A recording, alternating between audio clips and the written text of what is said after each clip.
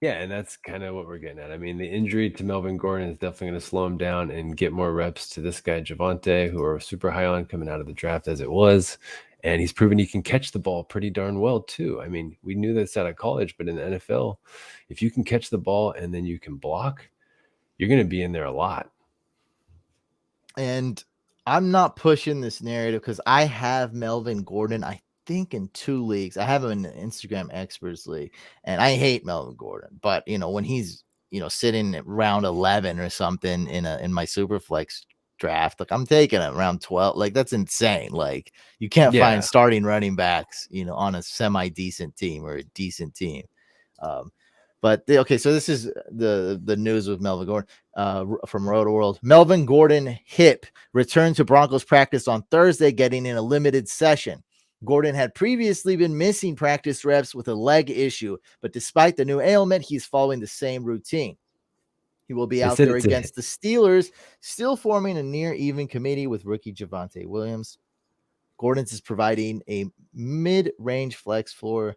With that, we don't want your fantasy. We're giving the no, fantasy advice. We no, don't want yeah. that. The idea is that it's more of a bruise, is what Nick or Fangio is saying, not Nick, but Vic Fangio. So they say it's not going to linger throughout the season, but he's got a lot of miles on those tires, and Javonte doesn't. I think that over time he's going to get the 2/3 to 1/3 timeshare in the backfield. So I've been pushing it's Javonte's time. It's Javonte's time, and I've been believing in it. And last year on one of my DFS videos, I pushed Jefferson hard, Vikings wide receiver hard, week 3, all of a sudden when he wasn't even starting, and all of a sudden he exploded. I think got over 150 yards, just went nuts. And I'm just even more bullish on Javonte taking over this week against the Raiders. So let's put ourselves in the shoes of Javonte Williams, maybe Melvin Gordon. What can I do for this to fruition, for this to happen, for Javonte to take over?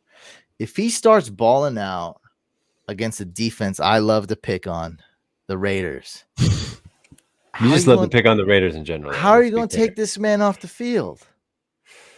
How would you take? Like he looks better than I even thought. Right? He can catch.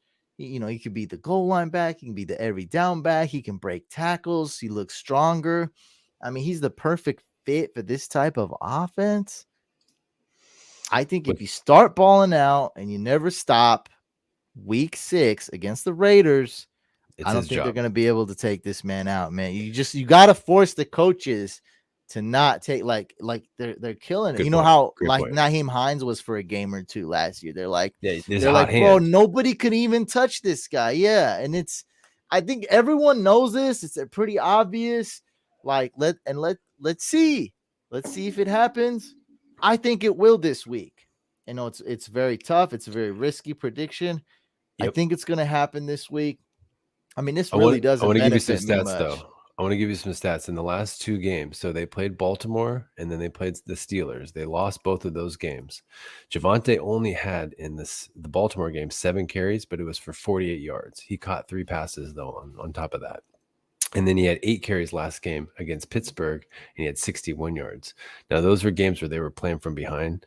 In the beginning of the season, he had carries of 14, 13, 12. In those 3 games, they actually won all 3 games. And his yard per carry average was actually less in those first 3 games than it was the last 2 games with less carries.